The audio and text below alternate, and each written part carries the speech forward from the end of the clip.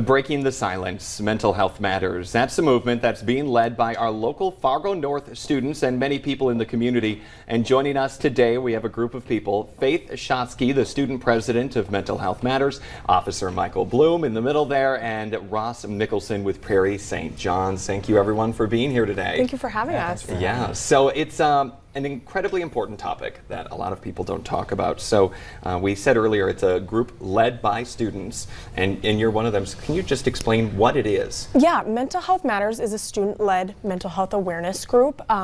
It's led by students because we feel it's so important to talk about. We started this because we wanted to change the culture. It's time to normalize talking about mental health, and because there's so many students that need that support.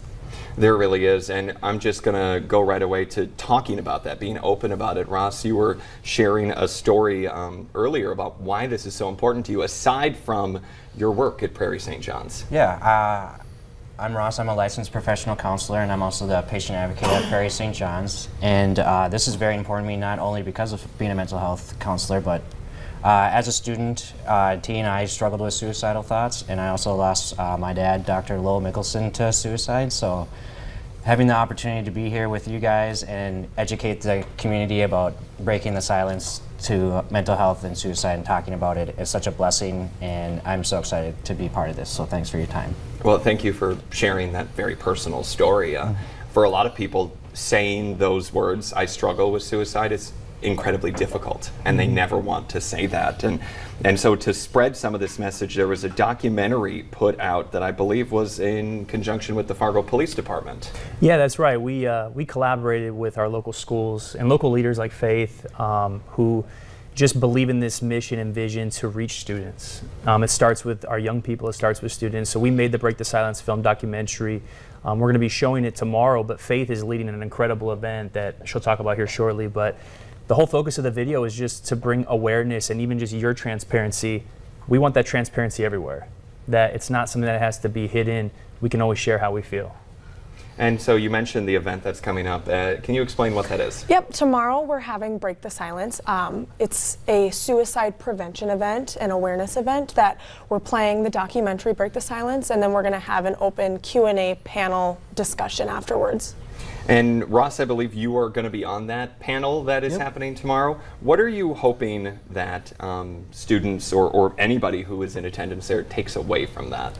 I think the biggest thing that we're trying to take away is how to start this conversation about suicide, and how parents can talk to their kids more openly and get that conversation started without feeling that it's a bad thing that we're talking about it, and just spreading mental health awareness in general, and just trying to break that stigma. And hopefully, if they have any questions, this could be an opportunity to start some of that process. And even just a little preview of that, a lot of parents, I mean, they see this, they hear that young people, it seems now more than ever, are considering taking their lives, but they don't know how to bring it up. You know, what are some of the tactics that you would recommend as a professional just to start that conversation with your kids? Because I think a lot of parents are like, how do you start it? Yeah, it's definitely not an easy thing to talk about. I think the most important thing is to stay present with your kids. I know that right away we may want to figure out what I want to help this individual. So what do we do next? What can I do to help this person? Which ultimately that's what they want. They're asking for help, but just staying present with them, listening to what they're telling you, maybe asking it in an easier way, maybe with notes, or maybe instead of asking like, have you had suicidal thoughts, like have you maybe just not wanted to wake up, or just wanted all this to end? It might be an easier way to start the conversation.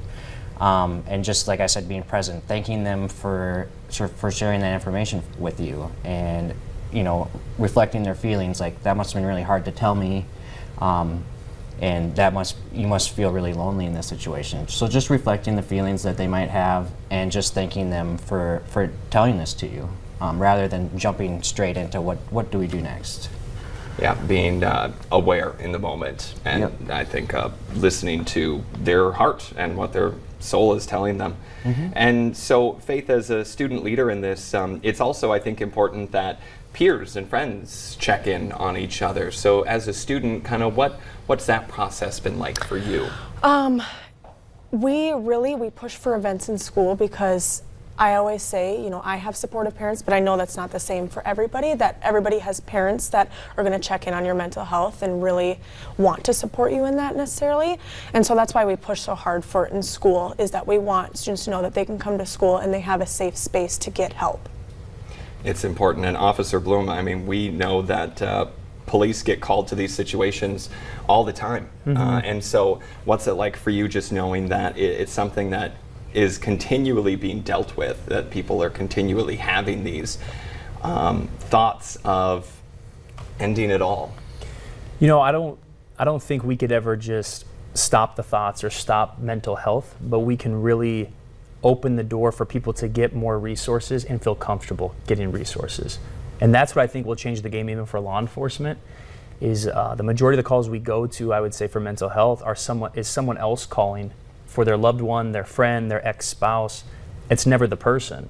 Rarely is it the person calling for themselves. So if we could start having people reach out and advocating for themselves, and if not calling law enforcement, calling a Prairie St. John's, or a student reaching out to another student and just saying, hey, would you be willing to go in with me and talk to somebody? I'm really struggling right now. That's what we're trying to get out of this, is people seeking help for themselves. All very important information. All right, Faith, Officer Bloom, Ross, thank you for being with us today. And we'll have information on this event. It's up there as well, and we'll have more of that on our website as well. So thanks for coming in today. Thank you. Thank you. Coming up here on North Dakota Today, we'll have more stories about events happening in our area. Stick around.